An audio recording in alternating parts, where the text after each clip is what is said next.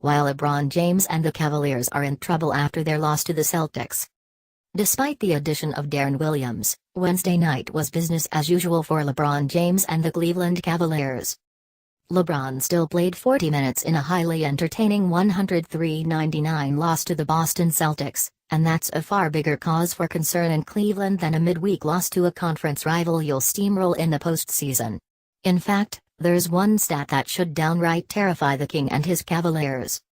After his 23rd game of 39 or more minutes this season, LeBron is in serious danger of surpassing 3,000 minutes played this season, and no player on a championship-winning team has eclipsed that mark since Ben Wallace helped the Detroit Pistons win the title in 2004, via Basketball Reference. At the very least, LeBron is all but guaranteed of playing his most minutes in a season since he left the Miami Heat, and 200 more than last season's 2,709. Suffice it to say, Big Ben didn't carry quite the same load LeBron does for Cleveland, of course, and it gets worse. The last player to tally 3,000 or more minutes and reach the NBA Finals at all was LeBron James in 2010-11, coincidentally enough. That's the same year he completely ran out of gas against Dirk Nowitzki and the Dallas Mavericks, costing the Miami Heat their first championship and establishing an unclutch reputation LeBron has yet to shake in the eyes of some despite 3 subsequent titles. To be fair, there's nothing magically sinister about playing 3,000 minutes in the NBA. The Cavs' title odds won't drastically change if LeBron plays 2,999 minutes rather than 3,001. Yet it's worth noting just how rare such a season would be these days. In that aforementioned 2004 campaign, 18 players surpassed 3,000 minutes. Last year, James Harden was the only person in the NBA to meet that mark, and no one at all played 3,000 minutes in 2014-15. The closer LeBron gets to that milestone, the bigger the risk he's not himself by the time the finals roll around, especially when you add in all the postseason minutes he's played in 6 straight finals appearances.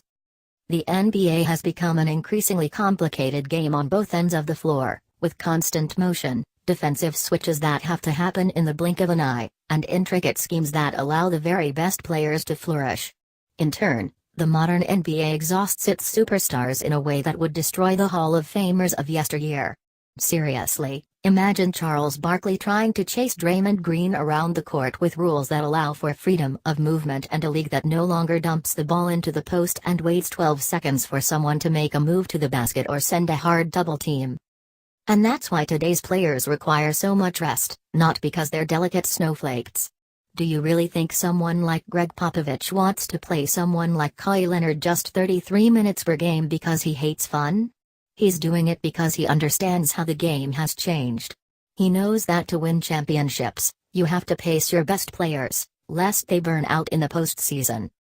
LeBron knows all that, too, which makes his decision, and don't kid yourself, it is his decision, to play this much so mind-boggling. You can argue he merely wanted to send a message to Boston on Wednesday, likely true, or that Williams will take more of the burden off of the King as he acclimates to his new surroundings, also probably true, but LeBron's performance didn't come in a vacuum. For now, pushing his body to the limits is the new normal for the best player in the world.